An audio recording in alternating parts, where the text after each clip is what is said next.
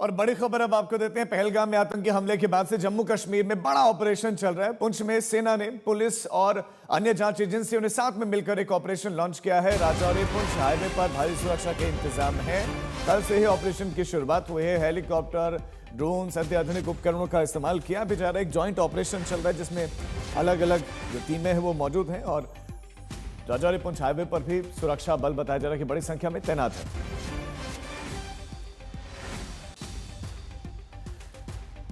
हमारे संवाददाता मीर फरीद इस पर और ज्यादा अपडेट्स के साथ जुड़ गए। मीर फरीद, चूंकि कल से ऑपरेशन की शुरुआत हो गई है, अब तक क्या क्या अपडेट हैं, किस तरह से ऑपरेशन किस किस हिस्से में चल रहा है?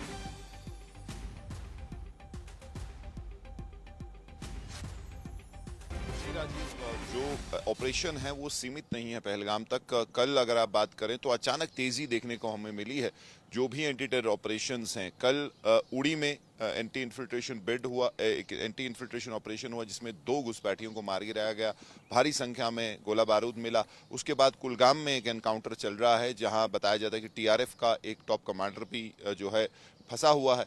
बांडीपुरा में ऑपरेशन चल रहा है, जैसे आपने कहा जम्मू के कई इलाकों में, खासकर अपर रीचेस और जो हाईवे के साथ सटे इलाके हैं वहां भी ऑपरेशन चल रहा है। तो साफ तौर पे पहलगाम में जो हुआ है उसमें, पहलगाम में तो एक बहुत बड़ा ऑपरेशन अभी चल ही रहा है जब मैं आपसे बात कर रहा हूं, लेकिन जो फैलाव है वो बाकी जगह भी हमें देखने को मिल रहा है। और ये हमें बताया जा रहा था कि जो गृह मंत्री यहाँ आए तो साफ डायरेक्शंस हैं सुरक्षा बलों को कि वो जो ये नेटवर्क है उसके पीछे जाएं और ऐसे अटैक आगे ना हो, इसको जो है सुनिश्चित करें। और वही अभी देखने को मिल रहा है और तेजी आने वाले दिनों में इन ऑपरेशंस में आ सकती है।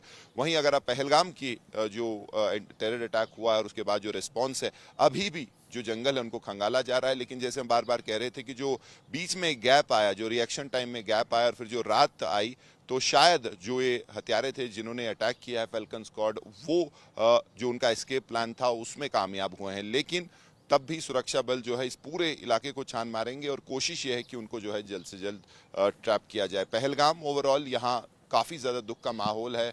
हमने कल कैंडल लाइट मार्च भी देखा, लोग जो हैं काफ़ी जो है दुखी हैं, आंसू थे, कल नम थी उनकी आंखें, क्योंकि कश्मीर हॉस्पिटैलिटी के लिए जाना जाता है। उनके पेट पे तो लात है ही, लेकिन उनका माने तो ये कश्मीरियत का जो है कत्ल है, वो उनके मेहमान थे, उनको बचा नहीं पाए। तो वैसा सेंटिमेंट है पहलगाम में, बिल्कुल खाली है इस वक्त पहलगाम।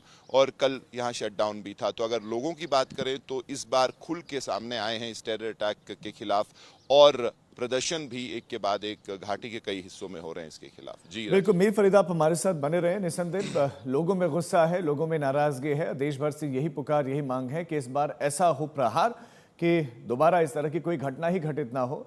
परिवारों में चीख पुकार मची है। हम कुछ तस्वीरें भी आपको दिखा रहे हैं जहां शरद पवार आपको मृतक के परिवार वालों से मिलते हुए दिखाई देंगे। देश में गम है और गुस्सा है और आंखें सभी के नम हैं क्योंकि लहूलुहान है पहलगाम। और ये तस्वीरें आप देख रहे हैं पुणे की तस्वीरें, महाराष्ट्र पुणे की, जहां शरद पवार पहुंचे हैं पीड़ित परिवार से मुलाकात करने के लिए। जो 26 लोगों की मौत हुई उसमें सबसे ज़्यादा महाराष्ट्र के रहने वाले हैं और इसी में पुणे में जिस परिवार ने अपने घर के सदस्य को खोया है, उसी परिवार से मिलने के लिए पहुंचे हैं शरद पवार।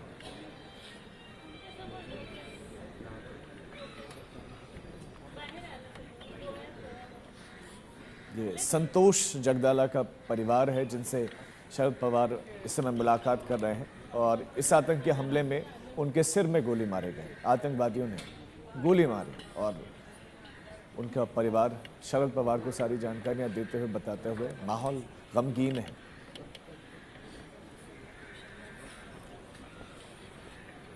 संतोष जगदाले का परिवार, उनसे मुलाकात इस समय शरद पवार कर रहे हैं। तस्वीरें। तो दूसरी तरफ आतंकवादियों के खिलाफ जॉइंट ऑपरेशन चल रहा है। आज एक बहुत महत्वपूर्ण बैठक भी दिल्ली में होने जा रही है, सर्वदलीय बैठक। और इसके लिए बताया जा रहा है कि राहुल गांधी भी अपना विदेशी दौरा जो है खत्म करके भारत लौटे हैं और वो भी इसका हिस्सा बनेंगे। हिमांशु हमारे साथ लगातार बने हुए। हिमांशु, क्या कुछ चिंतन मंथन होगा इस सर्वदलीय बैठक में, या जानकारी दी जाएगी सरकार की तरफ से घटना के बारे में? देखिए, बिल्कुल सरकार की तरफ से राजनाथ सिंह, जो रक्षा मंत्री हैं, गृह मंत्री अमित शाह और विदेश मंत्री एस जयशंकर रहेंगे। विपक्षी दलों के जो फ्लोर लीडर्स हैं वो इस बैठक में मौजूद रहेंगे। संसद भवन के अंदर ये बैठक शाम को 6 बजे होगी और सरकार की तरफ से ब्रीफ किया जाएगा जो ग्राउंड जीरो की रिपोर्ट है और सरकार ने क्या स्टेप उठाए हैं। कल सीसीएस की बैठक के जो 5 बड़े कदम थे पाकिस्तान के खिलाफ कूटनीतिक स्तर पर, उसकी जानकारी जो है वो शेयर की जाएगी।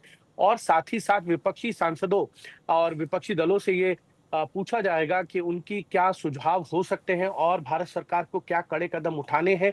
ये तमाम जानकारी जो है तीनों ही वरिष्ठ मंत्रियों की तरफ से दी जाएगी और सुझाव मांगे जाएंगे। जो सुझाव अच्छे लगेंगे सरकार को, सरकार उनको इम्प्लीमेंट भी करेगी। एक चीज जरूर है राजीव, जब भी देश के ऊपर इस तरीके का संकट आता है तो एक सुर में भारत की सभी राजनीतिक पार्टियां ये कहती हैं कि भारत एकजुट है। और ये चाहे आपने उरी की घटना देखी हो, पुलवामा की देखी हो, या IC-80 4 जब प्लेन हाईजैक हुआ, या तमाम इस तरीके की घटना, जब देश के ऊपर कोई आतंकी संकट आया तब पूरा भारत एकजुट खड़ा आया, चाहे विपक्षी पार्टियां हो या सत्ता पक्ष की। तो आज भी मुझे लगता है संसद से जो सर्वदलीय बैठक है वो एक ही संदेश जाएगा कि इस घटना के खिलाफ भारत एकजुट होकर लड़ेगा। राजनीतिक विचारधाराएं अलग हो सकती हैं, लेकिन जब संकट भारत पे हो तो पूरा भारत एकजुट होकर लड़ेगा।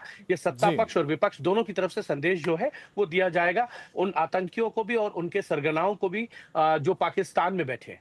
जी, आप बने रहे हमारे साथ हिमांशु।